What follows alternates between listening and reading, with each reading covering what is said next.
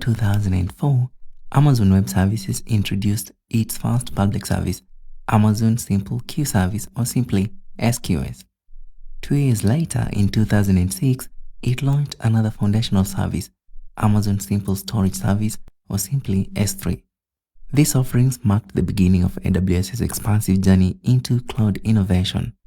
Since then, AWS has grown into a powerhouse, offering over 200 distinct services across countless industries. To appreciate how AWS delivers these capabilities reliably and securely, it is essential to understand two core concepts: regions and availability zones.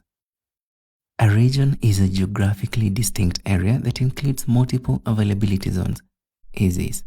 Services are launched within specific regions to meet performance needs, regulatory requirements, and user proximity.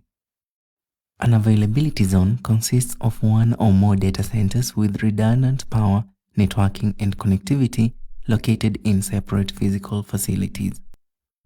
Deploying across multiple AZs is recommended for high availability, so if one zone encounters a failure, the application can continue running in another one. Let us take a moment to consider what matters most when deciding which AWS region to host your services in. Key considerations include: 1. Compliance. Ensure the region aligns with relevant data protection and privacy laws. Certain industries may require data to reside in specific geographic locations. 2. Proximity. Choosing a region close to your users helps minimize latency and improves overall performance. 3. Feature availability. Some AWS features are only available in specific regions.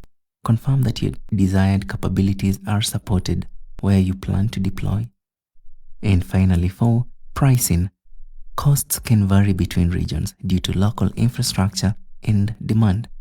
Always weigh pricing against performance and compliance needs.